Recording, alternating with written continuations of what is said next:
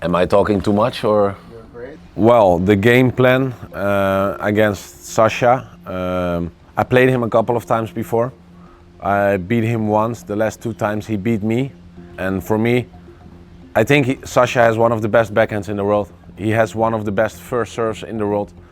He served a couple of times when I played him, he served over 70-75% first serves. So I also told myself before the match, he also needs to help me with that a couple of times. If he keeps serving 75% first serves, it's going to be a very, very tough task to beat him. We played on a very slow clay court, so I knew it was not bothering me too much, but I knew I had to return very well. Well, then I think his forehand side is not his favorite side. I think I served 100% second serves to his forehand during the whole match, because I know even though he knows it, I know he still struggles with it more than when I serve to his backhand. I feel like his backhand return is unbelievable, is one of the best. So I told myself also before the match, we're going 100% second serve to his forehand. This was not about a bluff at all. This was about the right thing. And I also told myself, well, maybe it's getting too obvious, but I still felt like obvious to the forehand would still bring me more than a surprise to the backhand.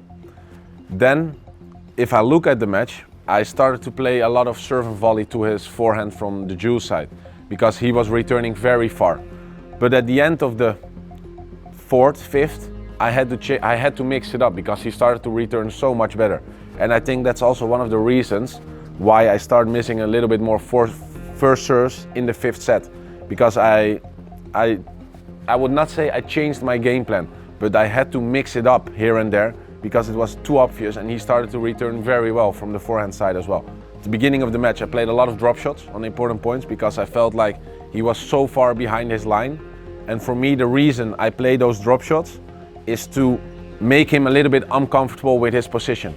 I'm not the guy who plays a lot of drop shots, but I feel like I have to do it to get him from his line. If I don't do it, he will stay 4 meters behind the baseline. He's gonna run left and right, which he does unbelievable well. I think his movement is unbelievable. So getting him from his line was a task from the beginning. And then whenever I was in defense or in the rally, I just tried to play not a slow ball, but a little bit higher and slower ball to the forehand. I know if I give it to his backhand, he's gonna put it anywhere he wants. And he can struggle a little bit with the forehand. But then there are also moments where he doesn't struggle at all with the forehand, which happened during the match. Like 3rd set, beginning of the 4th, he starts to feel forehand, backhand, serve, anything. And that's the thing where I stayed with my plan, which I think helped me at the end of the 4th and beginning of the 5th. But that's also mentally tough sometimes to keep doing that.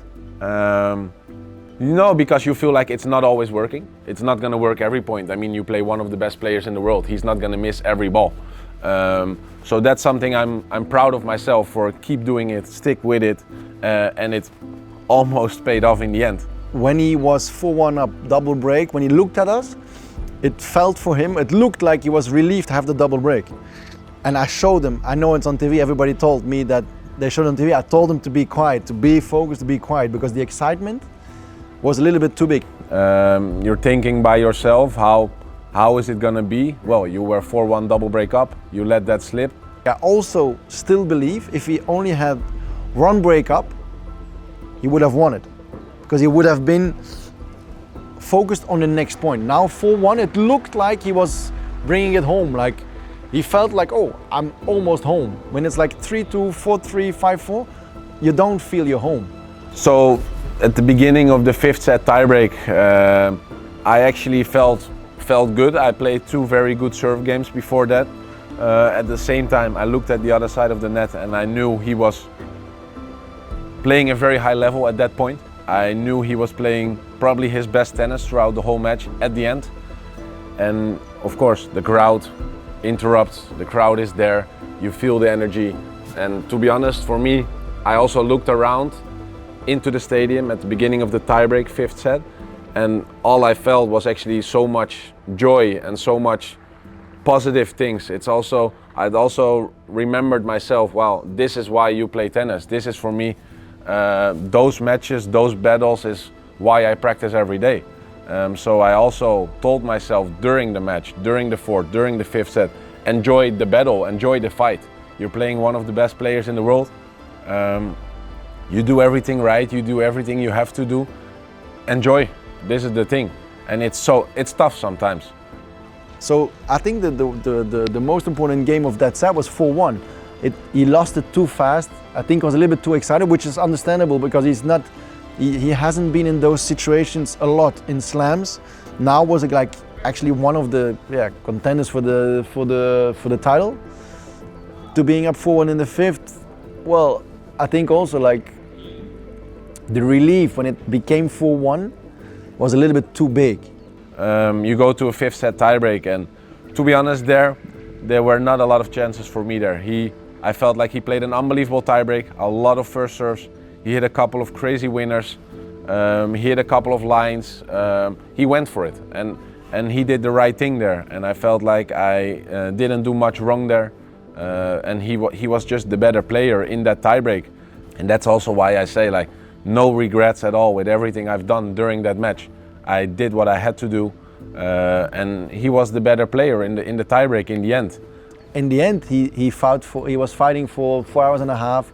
He did what he had to do, and the next time he's going to be in a position, he will think about it, and normally he should manage it a little bit better. But it's like a few percentage. It's not.